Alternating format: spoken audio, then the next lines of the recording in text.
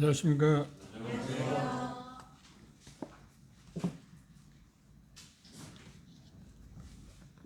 히브리서 11장 보겠습니다.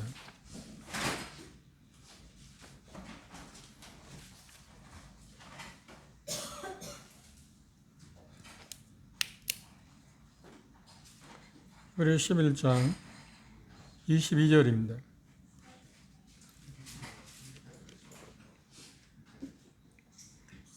히브리서 11장 22절 함께 읽겠습니다. 22절만 찾았나요? 시작. 믿음으로 요셉은 임종시에 이스라엘 자손들의 떠날 것을 말하고 또 자기의 재혼을 위하여 명하였습니다. 요셉의 믿음에 대해서 이야기하고 있습니다. 이 본문의 내용을 다음 주님이 허락하시면 다음에 더 구체적으로 생각해 보기로 하고, 오늘은 요셉은 어떤 사람이었는가에 대해서 먼저 생각해 보도록 하겠습니다. 첫 번째, 요셉은 여기 나와 있는 것처럼 히브리서 11장은 믿음장, 믿음의 영들의 업적을 기록해 놓은 것입니다. 그래서 요셉은 말할 것도 없이 믿음의 사람이었다. 요셉은 어떤 사람이었는가? 첫 번째, 믿음의 사람이었다. 그런데 여기 보면 임종시라는 말은 뭔가요? 마지막, 결산의 시간입니다. 마지막 결산의 시간, 죽음을 앞두고 자기 후손들에게 자기가 일종의, 우리가 이것들을 말하면 유언이라고 표현해야 하나요?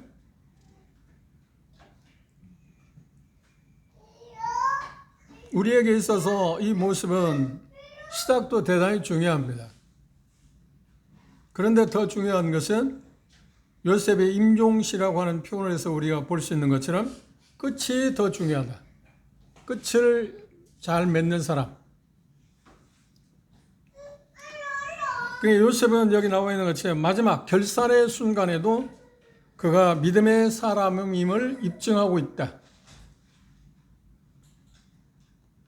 우리가 기대하는 것은 지금 주님을 섬기고 있지만 주님 오실 때까지, 끝까지, 그래 마지막까지, 끝까지, 마지막까지 우리의 믿음을 지킬 수 있기를 우리는 기대하고 있습니다. 중간에 어떠한 변화가 없기를 원하고 마지막까지 우리가 믿음을 지키는 믿음의 사람으로서 마지막을 마무리하고자 하는 그런 마음들을 우리 마음 가운데 갖고 있습니다. 그런데 여기 표현 가운데 보면 생애의 마지막까지 요셉은 하나님에 대해서, 자기가 이제까지 섬겨왔던 그 하나님에 대해서 이야기하고, 하나님께서 자기 자신을 위해서 어떤 일을 했는가 하는 것들에 대해서 주님 앞에서 자신을, 주님께 자기 자신의 생애를, 그 마지막을 부탁할 뿐만 아니라 여기 나와 있는 것처럼 결국은 자기 해고를 후손들에게 부탁하는 그런 모습이 나와 있습니다. 믿음으로 날마다 우리가 삶을 살아가기를 원합니다. 그런데 그게 가능할까요? 요셉은 우리에게 증언하기를 그게 가능하다고 우리에게 말하고 있습니다. 우리가 알고 있는 것처럼 오늘이 없다고 하면 내일도 없습니다. 미래에 대해서 우리가 생각하게 될 때 미래를 어떻게 잘 준비할 거냐, 마지막까지 믿음을 어떻게 지켜갈 거냐 하는 것을 생각할 때 빼놓을 수 없는 것이 뭐냐면 오늘 내 믿음을 잘 지키는 것입니다. 오늘 내 믿음을 잘 지켜야 내일도 모레도 요셉이 여기 포옹하고 있는 것처럼 마지막도 믿음을 잘 지킬 수 있다고 생각할 수 있습니다. 우리가 잘 알고 있는 것처럼 오늘이 없다면 내일도 없습니다. 기대할 수가 없습니다. 그래서 항상 하나님이 우리에게 요구하는 것은 지금 오늘이라고 하는, 오늘날이라고 하는 것에 대해서 우리 마음 가운데 중요하게 생각하고 살아라고 이야기하고 있습니다. 두 번째, 요셉은 어떤 사람인가? 여기 보면 용서의 사람이었다. 창세기 50장을 가볼까요?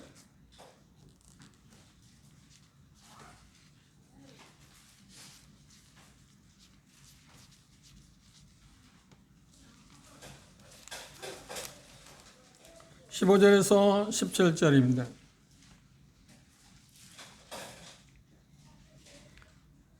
창세기 50장 15절, 16절, 17절 함께 읽도록 하겠습니다.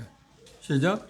요셉의 형제들이 그 아비가 죽었음을 보고 말하되 요셉이 혹시 우리를 미워하여 우리가 그에게 한 모든 악을 다 갚지나 아니할까 하고 요셉에게 말을 전하여 가로되 당신의 아버지가 돌아가시 전에 명하여 이르시기를 너희는 이같이 요셉에게 이르라 내 형들이 내게 악을 행하였을지라도 이제 바라간대 그 허물과 죄를 용서하라 하셨다 하라 하셨나니 당신의 아버지의 하나님이 종들의 죄를 이제 용서하소서하며 요셉이 그 말을 들을 때 울었더라.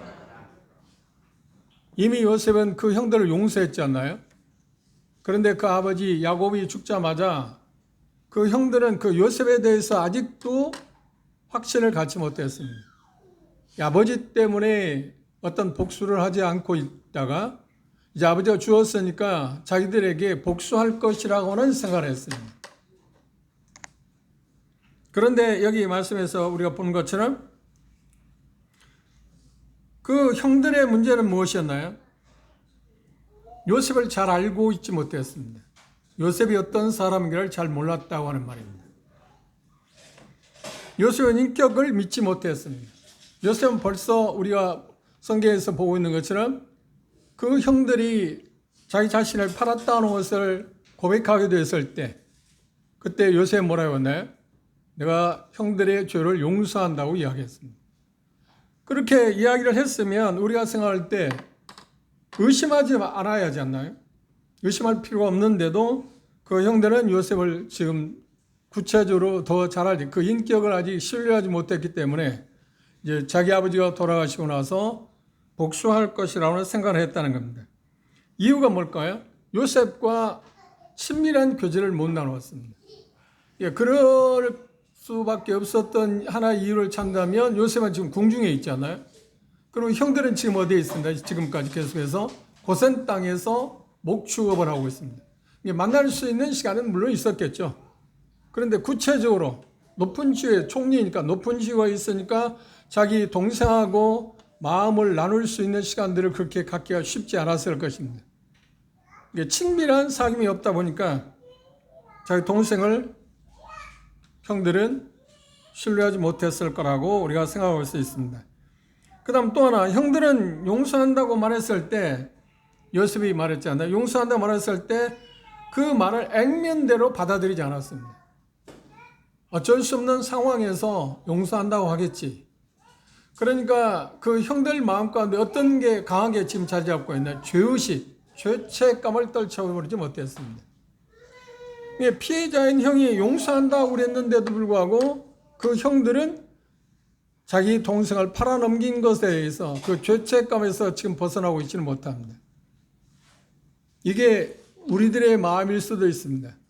예수님께서 십자가에 못 박혀 돌아가실 때 우리의 죄를 다 용서하셨다고, 그리고 히브리서 10장에 보면 다시는 기억하지 않겠다. 기억하지 않겠다는 말은 다시 그 죄로 인해서 기소하지 않겠다는 말입니다. 법정에 세우지 않겠다. 그 죄에 대해서 다시 묻지 않겠다고 하는 그런 말씀을 하셨는데도 불구하고 우리가 죄를 지을 때마다 그 죄가 정말 용서되었을까 하는 의구심을 갖게 되고 그것 때문에 불안한 요소가 우리 마음 가운데 있습니다. 형들이 마음이 아마 그런 마음이었을 거라 그럽니다. 그러니까 요셉의 말을 신뢰하지 못했다. 우리가 이 부분에서 형들의 마음을 생각하면서 예수 그리스도께서 우리의 죄를 용서해 주셨다는 것을 그분의 말씀을 통해서 우리 말씀하신 것을 생각하면 그 말씀도 중요하지만 그분이 어떤 분인가, 거짓말할 수 없는 분이라고 하는 그 놀라운 사실들을 우리가 그 인격의 귀함을, 소중함, 존귀함을 우리가 생각하게 될 때 우리가 그 용서에 대해서 마음 가운데 평안을 차지할 수 있을 거라고 생각합니다. 우리가 알고 있는 것처럼 진정한 용서는 뭔가요? 잊게 한다. 진정한 용서는 잊게 한다. 잊게 한다고 하는 말이 뭐냐면 조금 전에 이야기한 것처럼 히브리 10장에서 다시 기억지 않는다. 다시는 기소하지 않는다. 다시는 그 죄에 대해서 묻지 않겠다고 하는 이야기입니다. 이것이 용서의 힘입니다. 요셉은 어떤 사람이었다고요? 용서의 사람이었다. 요셉을 통해서 우리가 배울 수 있는 가장 특이한 사항이 있다고 하면 그 용서의 가치. 요셉이 예수님을 닮은 것 가운데 가장 특이한 점이 있다면 바로 이것입니다. 용서의 사람. 그리고 우리가 살고 있는 세상에 용서라고 하는 것처럼 어려운 게 없습니다. 그리고 용서를 받게 되었을 때 그것의 그 가치는 또 우리의 경험 가운데 빼놓을 수 없을 것입니다. 그 다음 세 번째, 요셉은 어떤 사람이었는가? 창세기 50장 24절 주목해 보십시오.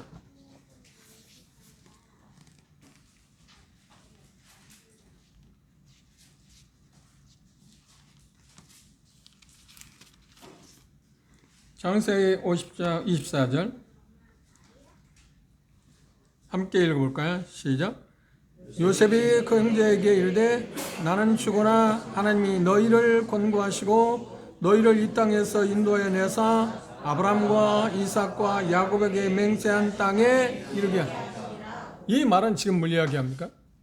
요셉은 하나님의 말씀을 신뢰했습니다. 하나님께서 약속한 것, 언약하신 것을 지키실 거라.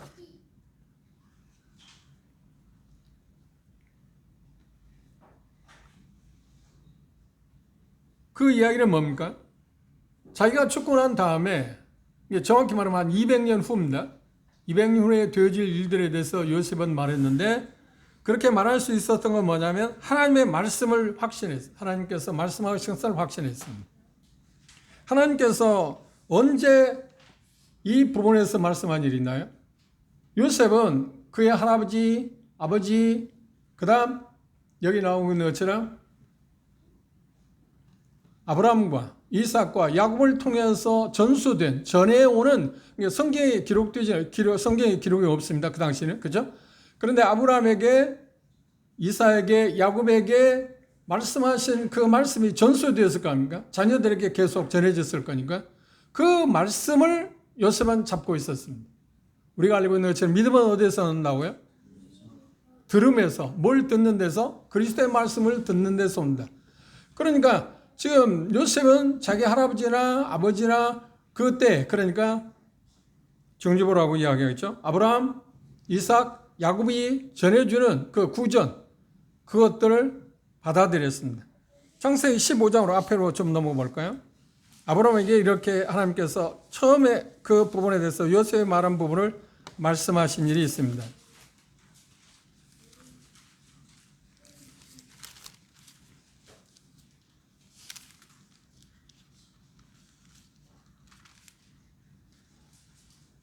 창세기 15장 14절에서 16절입니다.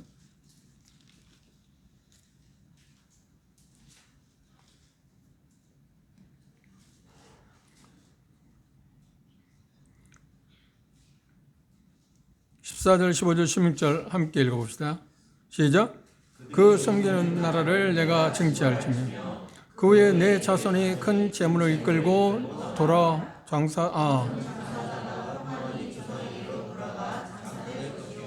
내 자손은 4대 만에 이 땅으로 돌아오리니 이는 아모리 족속의 죄악이 아직 관영하지 아니함이라 하시더라. 아브라함이 하나님께 제사를 드렸을 때 하나님께서는 아브라함에게 나타나서 예언을 했습니다. 뭐라고 내용이 뭐냐면 내 자손이 애굽에 가서 몇 년 만에 돌아올까요? 4대 만에, 약 400년, 430년 후에 이 가나안 땅으로 돌아오게 할 거다. 그것을 하나님께서 아브라함에 약속했습니다. 그런데 그 아브라함은 그 말씀을 듣고 나서 그 말씀을 간직했죠. 믿음의 사람들은 항상 말씀이 주시하니까. 그것을 누구에게 또 이야기했을까요? 아들 이삭에게. 이삭은 또 누구에게 그걸 전수했을까요? 야곱 아들에게 전수했습니다. 그런데 야곱은 지금 우리가 지난 시간에 본 것처럼 그 요셉의 두 아들을 축복하는 사건이 나왔지 않나요? 그 모습에서 요셉이 특별히 본 건 뭐냐면 하나님, 할아버지, 그러니까 증조부터 할아버지, 아버지 때까지 섬겨오던 그 하나님이 약속한 그 말씀을 철저히 지키시는 분인 그 말씀에 대한 확신을 갖고 있었습니다. 그래서 이 말씀에 근거해서 요셉은 그렇게 말한 겁니다. 너희들 권고해서 가나안 땅으로 돌아가게 할 거다. 그 약속을 붙잡았습니다. 그러니까 요셉은 어떤 사람인가 할 때 세 번째 말씀의 사람이었다고 하는 겁니다. 말씀은 어디에서 근거되어 있는가요? 그걸 후대들에게 자기 후손들에게 지금 형제들에게 이야기하는 내용은 뭘 이야기하는가요? 그 정확히 사대만이라고 하는 게 뭡니까? 아브라함이 처음 이야기했습니다. 그 다음 두 번째 이삭에게 이야기했습니다. 3대째 야곱에게 이야기했습니다. 그리고 4대째는 지금 요셉의 아들이시니까. 그런데 모세에 의해서 이제 출애굽했으니까 4대 만에. 시간적으로 보면 약 400년, 430년 후에 하나님께서 이스라엘 백성들을 인도할 거라고. 그런데 이 말씀을 요셉이 들었을 때는 지금 애굽에서 요셉은 노예 생활할 때입니까? 지금 총리입니까? 총리입니다. 그 이야기를 들었을 때. 총리였을 때 왔지 않나요? 물론 17세에 팔리기 전에 아마 그 아버지가 야곱이 그런 이야기를 했을 수도 있죠. 그렇죠? 그런데 그 부분에서 가장 강하게 더 말했던 게 아마 총리가 된 이유일 수 있을 거라고 생각할 수 있습니다.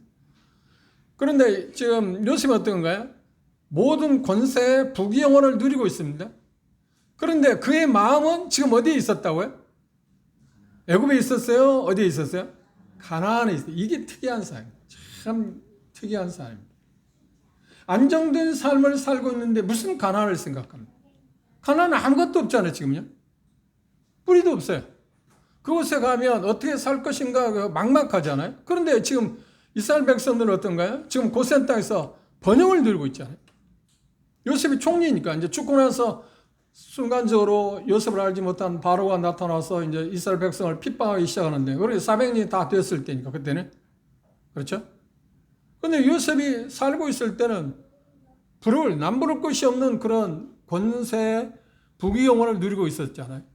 그런데도 요셉은 어떤 데 마음을 두고 있었대? 가나안. 애굽이 아니고 가나안.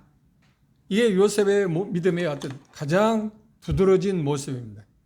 그런데 여기 표현 가운데서 하나님께서 말씀하신 대로 여기 표현인데 내 시체를 갖고 애굽에서 떠나서 가나안으로 가라고 하지 않고 뭐라고요? 해골.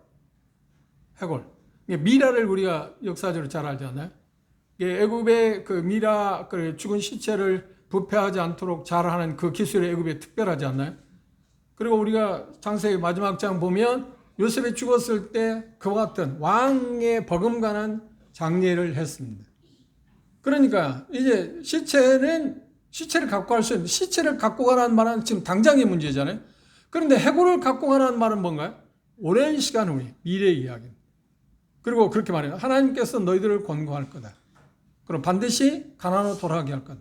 그때 내 해골을 갖고 가달라고.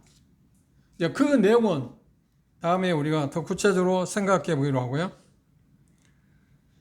그런데 이 해골을 갖고 가라고 할 때, 그때는 지금 요셉이 말할 때는 지금 언제 이루어질 거냐면 무려 약 200년 후에 이루어질 상황입니다.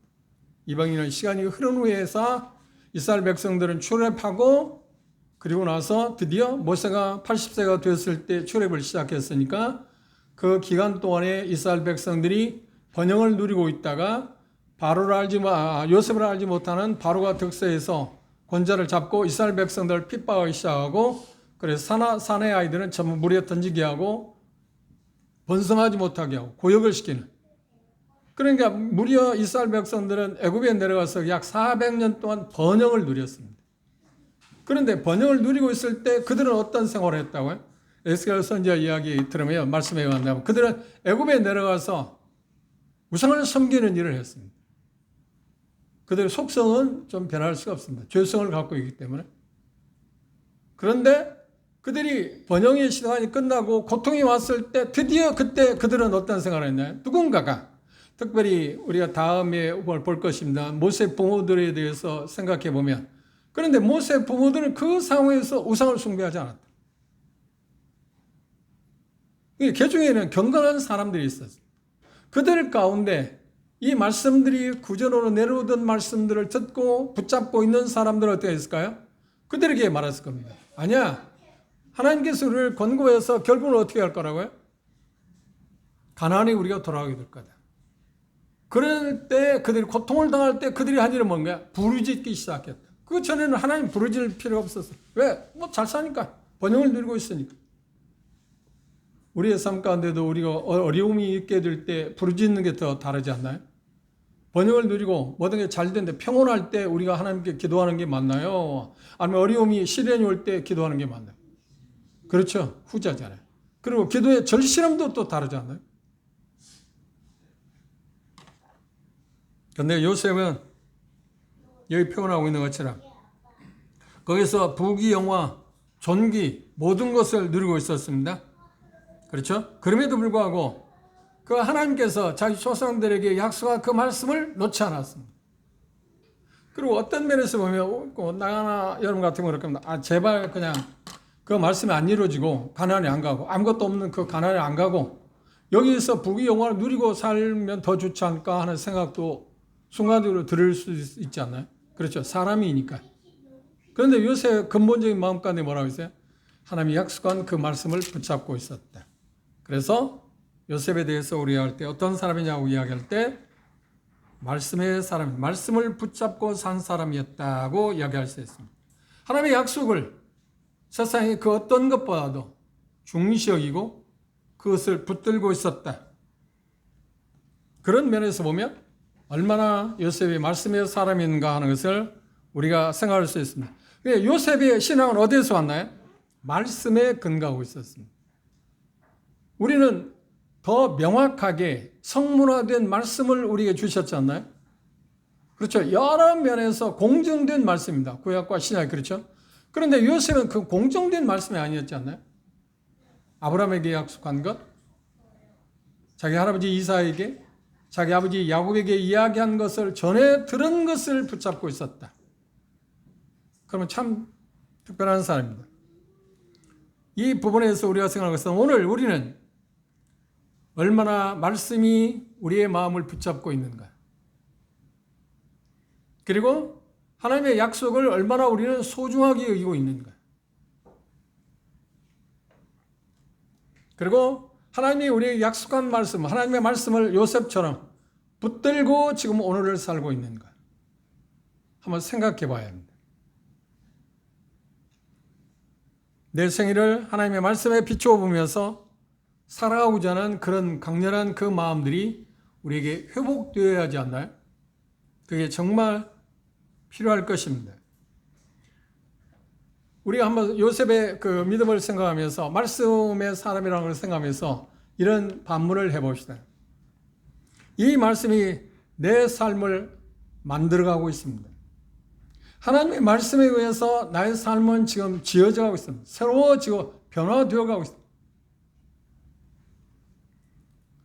말씀이 내 삶을 만들어가고 있다고 우리가 말할 수 있는가? 요셉은 말씀의 사람이었습니다. 말씀을 붙잡고 살았다. 그래서 그 말씀을 붙잡고 있었기 때문에 그 자기가 누리고 있는 그 모든 것을 초월해서 그의 천족들에게 하나님께서 권고할 텐데 내 해골을 갖고 출애굽하게 될 때 가나안에 가면 약속한 땅에 가면 가기 위해서 떠나게 될 텐데 분명히 떠나게 하나님이 하실 건데 그때 내 해골을 운반해 달라고 이야기했던 이유가 바로 그 말씀을 붙잡고 있었기 때문입니다. 네 번째, 요셉은 어떤 사람이었나요? 창세기 50장 25절을 한번 보십시오. 20장 25절 다시 한번 보십시오. 함께 읽어봅시다. 시작. 요셉이 또 이스라엘 자손에게 맹세시켜 이르기를 하나님이 정녕 너희를 권고하시니 너희는 여기서 내 해골을 메고 올라가겠다 하라. 해골을 메고 올라간다는 것은 그러니까 이스라엘 백성들이 나중에 이제 출애굽할 때 이스라엘 백성들이 발효되지 않은 떡들 그런 것들을 메고 준비하고 떠나지 않나요? 그런데 빼놓을 수 없는 것이 뭐나요? 이 말씀에 의해서 모세는 어떻게 했나요? 요셉의 해골을 메고 출애굽하고 있는 과정들을 우리가 출애굽기에 볼 수 있습니다. 그리고 세겜에 40년 후에 가나안 땅에 도착해서 세겜에 요셉의 해골을 장세하는 그 모습이 요수아에서 나와 있습니다. 그런데 이 부분에서 우리가 생각할 때 해골을 메고 올라가라고 할 때 요셉의 마음 가운데 어떤 걸 이야기했을까요? 이런 역사적인 사건이 있습니다. 알렉산더에 대해서 여러분 잘 알죠? 근데 알렉산더 대왕이 그 주변에 많은 나라들을 정복했습니다. 그래서 그가 29세에 유절을 했는데 죽기 전에 자기가 더 이상 빼앗을 땅이 없어서 땅을 치고 한탄할 만큼 그렇게 대단한 사람입니다. 그런데 그가 임종할 때 죽을 때 신하들에게 뭐라고 그러냐면 그렇게 유언했답니다.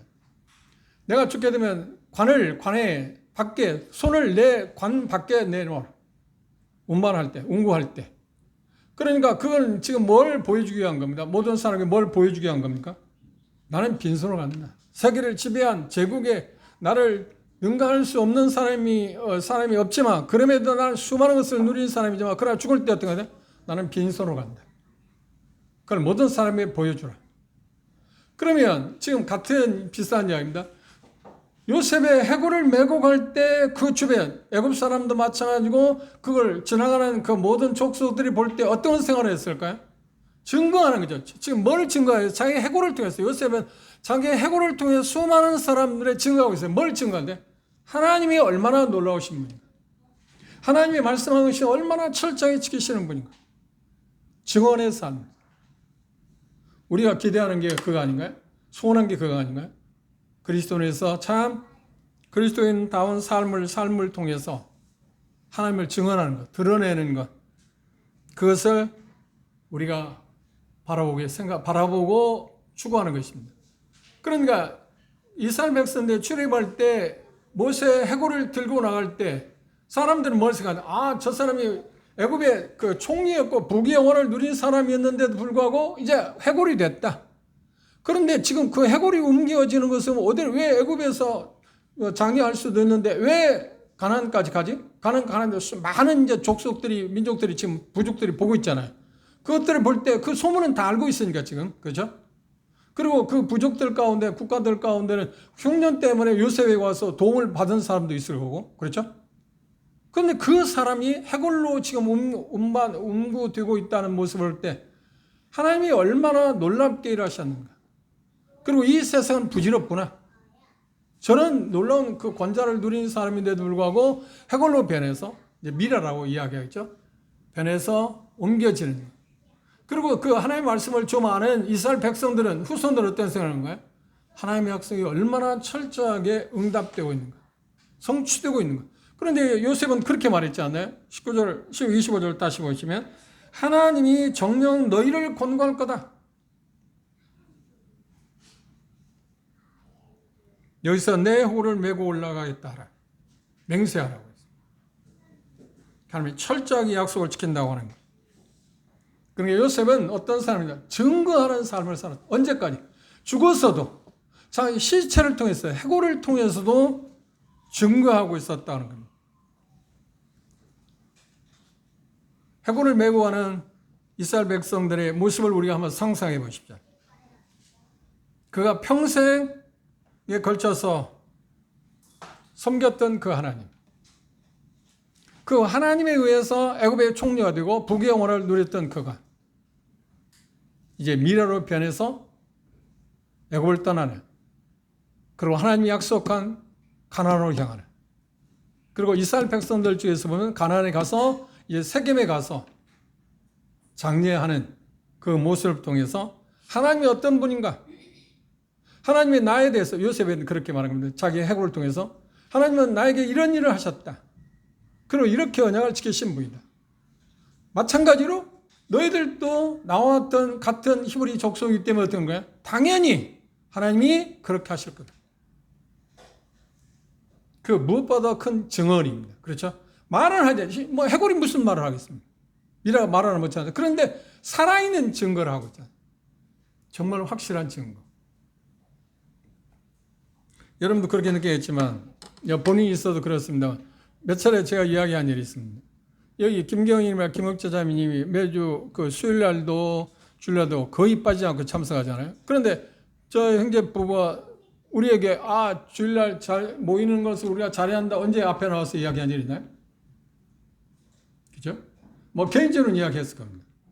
그런데 그 모습을 통해서 우리가 뭘 증언하는 거예요? 하나님을 경외하는 삶, 하나님의 말씀에 따라서 하나님의 말씀을 순종하는 것이 얼마나 귀한 것. 내 육체적으로 여러 가지 어려움이 있지만 핑계할 수 있는 많은 것들이 있었지만 그런데 나는 이걸 극복하고 있다. 그걸 통해서 뭐라고 하고 있어요? 증거하고 있잖아요. 이것보다 더 확실한 게 어디 있나요? 그래서 우리가 알는 것처럼 말보다 삶은 뭐라고요? 더 크게 말한다. 그건 정말 맞는 말 아닌가요? 요셉은 심지어 자기 해골을 운거하는 걸 통해서 증언하는 삶을 살았습니다. 이것들이 우리에게 대단히 중요한 것입니다. 자, 창세기 40장 하나 더 돌아볼까요? 창세기 40장으로 돌아와서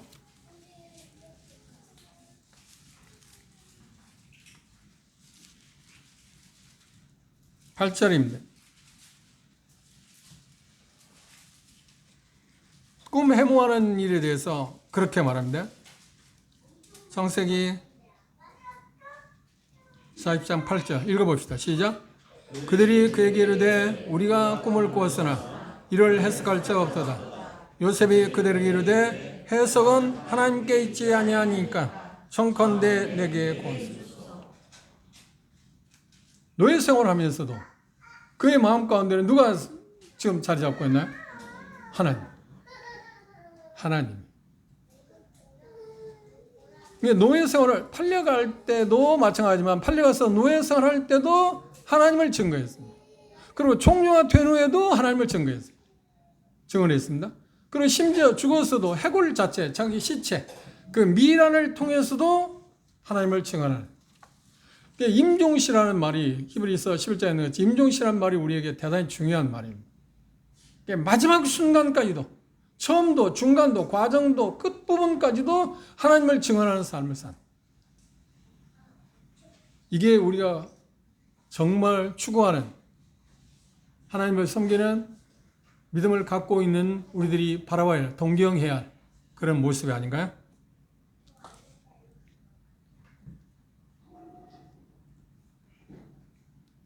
요셉은 그렇게 말한 것입니다. 나의 삶의 주인 되신 그 하나님.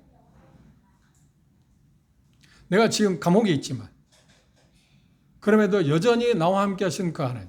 우리는 그 부분을 그 감옥 생활할 때 하나님께서 함께 하심으로 말미암아 그와 함께하는 사람들이 복을 주셨다고 계속 하나님 함께 하심으로 단어를 우리는 부를 수 있잖아요. 하나님이 내게 주신 삶의 모든 기회를 통해서 어떤 상황이든 노예 생활하고 있든 총리가 됐든 지금 우리가 보고 있는 것처럼 민종시가 됐든 어떤 시간이 주어질 때마다 그는 어떤가요? 영광스럽게 누구를 지금 증언하고 있나요? 하나님을 증언하고 있습니다. 참 이 놀라운 사람입니다. 그런데 그 놀라운 삶을 살 수 있게 하신 분이 누군가요? 하나님이십니다. 무엇 때문에? 무엇으로? 믿음 때문에. 단순히 믿음 때문에. 그 특별한 독특한 사람이 아닙니다. 그의 믿음 때문에 하나님은 그렇게 이를 사용했다. 우리와 거리가 먼 사람이 아닙니다. 물론 그렇다고 해서 총리 될 확률은 없겠죠. 물론 젊은 사람께 총리가 될 사람이 있을지도 모르겠습니다만. 그죠? 근데 우리는 대다수 총리가 될 확률은 없잖아요.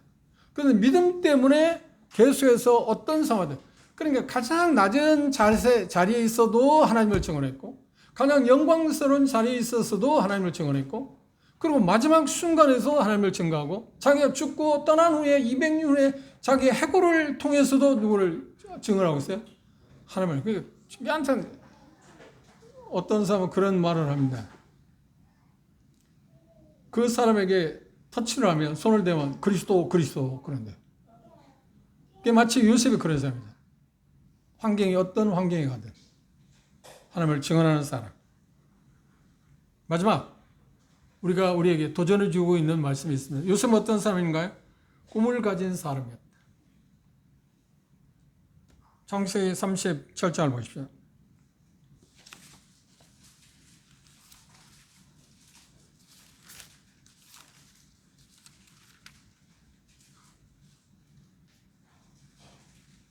창세기 37장 5절입니다.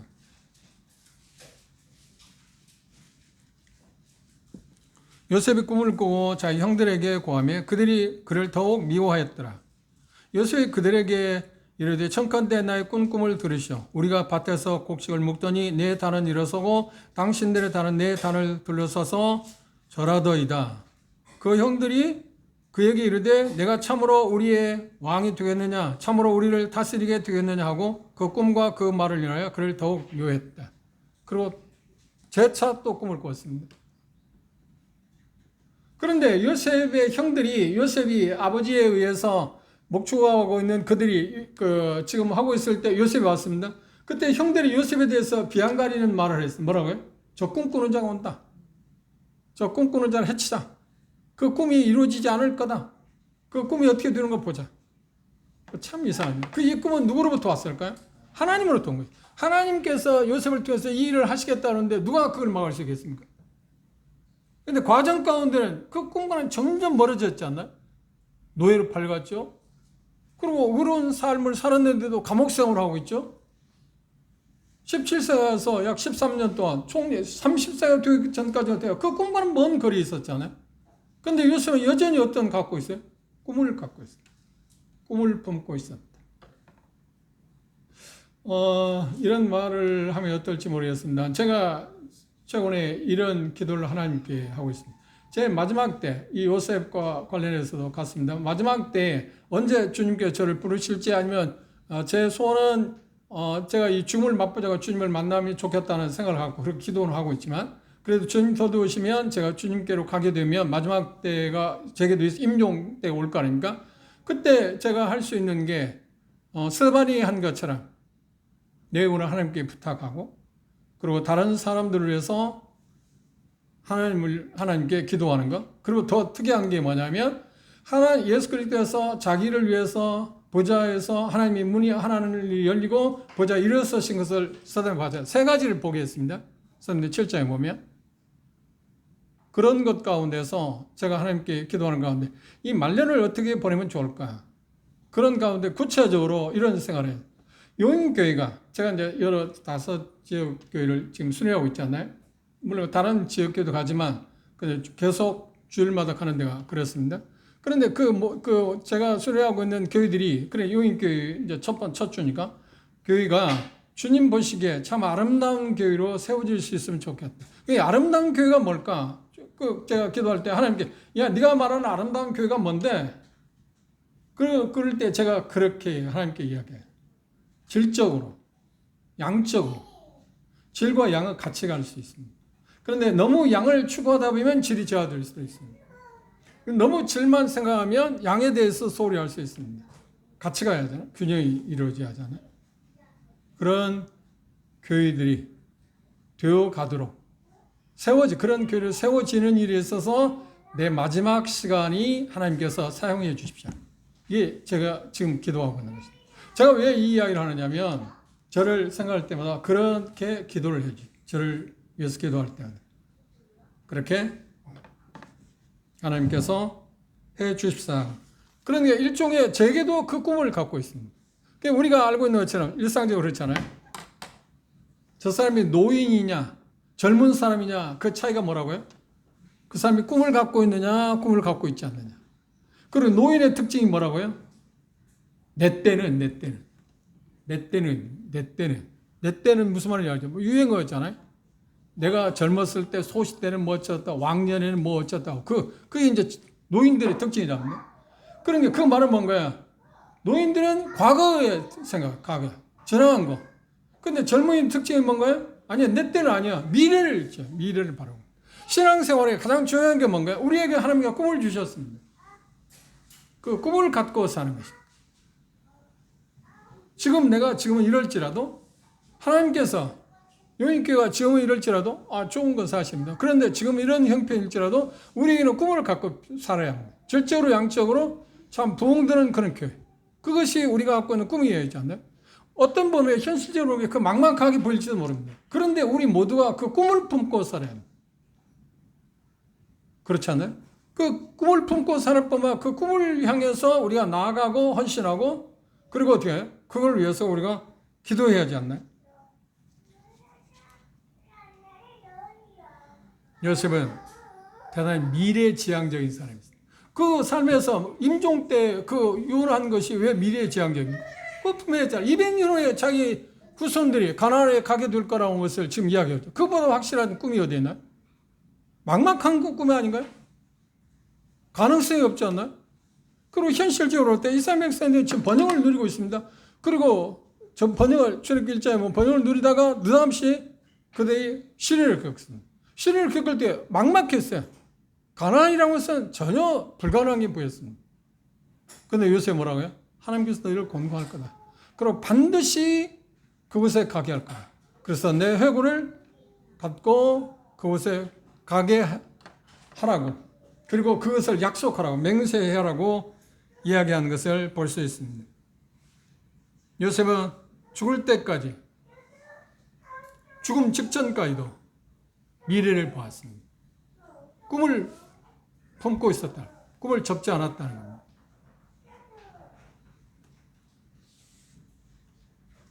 나는 꿈을 갖고 있나요? 그리고 내가 꿈꾸고 있는 꿈은 어떤 것인가요? 이 세상에서 어떤 것을 이루어가고 성취하고 그런 꿈인가요? 그럼 그건 필요할지는 모릅니다. 그런데 요셉이 우리가 보여주는 신앙, 이동을 갖고 있는 사람에서 꿈꿔야 할 건 뭔가요?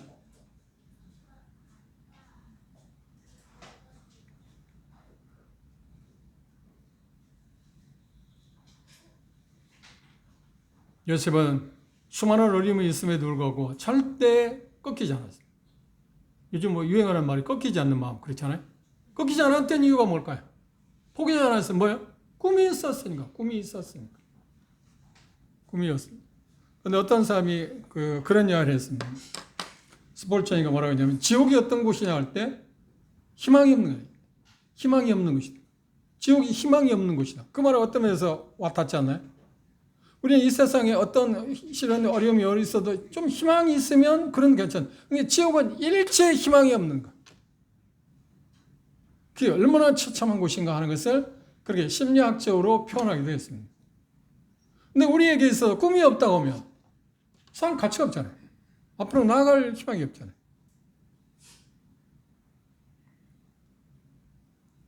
요셉은 그런 여러 가지 어려움 가운데서도 꺾이지 않았던 것은 꿈이 있었기 때문입니다.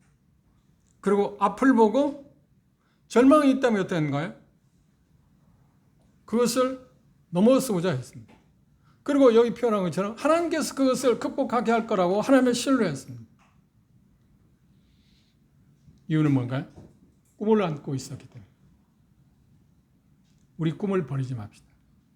그럼 오늘 우리가 한번 생각해요. 요셉의 이 5번째 모습에서 꿈꾸는 사람, 꿈을 간직하고 있는 사람. 그래서 내가 갖고 있는 꿈이 뭘 건가? 나는 어떤 꿈을 꿔야 할 것인가? 그걸 정립하는 그런 시간이면 좀 좋겠습니다. 빅터 프랭클이라는 사람은 유대인의 심리학자인데, 여러분이 잘 아는 것처럼 나치 시절에 600만의 사람들이 폴란드나 여러 지역에서 무참히 죽음을 당했지 않나요? 포로 수용소에서 죽음을 당하는 사람 가운데 살아난 몇몇 사람들의 삶을 간증을 들어보니까 뭐라고 하냐면 공통점이 있었답니다. 공통점이 뭐였을까요? 나는 이곳에서 나간다. 나는 이곳에서 나갈 거다. 대다수는 나가지 못하고 죽었죠. 그런데 나온 사람들의 공통점이 뭐냐면 나는 이곳에서 나갈 수 있다고 희망을 품고 있었다는 거예요. 그래서 견뎌냈다는 거예요.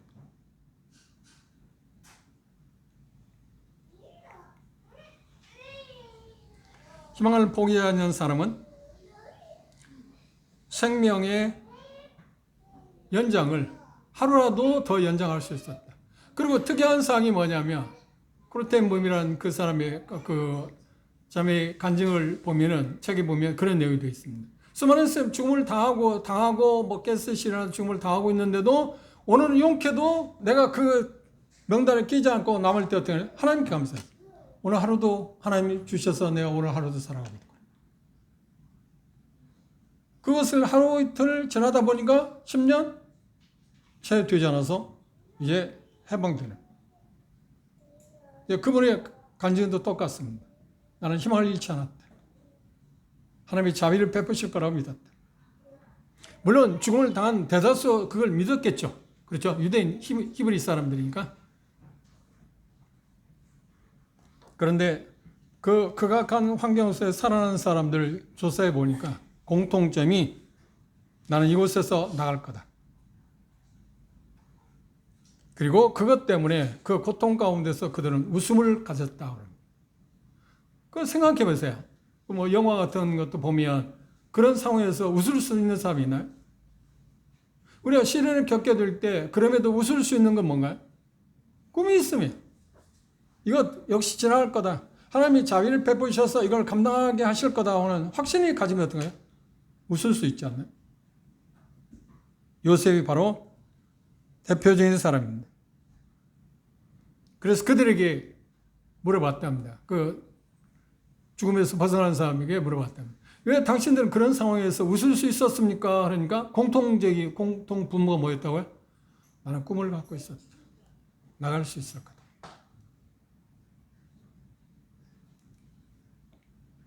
오늘 여러분의 꿈은 무엇입니까? 요셉이 우리에게 도전하는 것 가운데 5가지를, 요셉이 어떤 사람인가 5가지를 이야기했습니다. 거기에서 5가지 중에서 특별히 와 닿는 게 무엇인가요? 내가 더 추구하고 보완해야 할 것이 어떤 것인가요? 모든 결론은 어떤가요?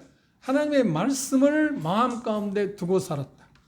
그리고 그 말씀을 말씀하신 그분이 어떠한 일이 있어도 성취하신다는 것을 신뢰했다. 그의 모든 것이 성취되는 일들에 대해서 어떤 가장 큰 초점이 아닌가요?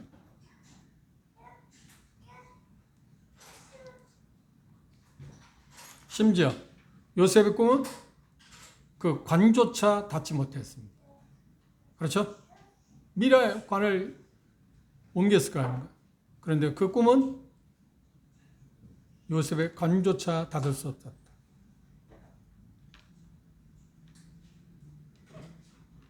요셉이 꿈을 안고 삶을 산 것처럼 죽을 때까지 하나님께서 우리 주신 그 꿈을 품고 우리도 앞으로 정진해 갑시다.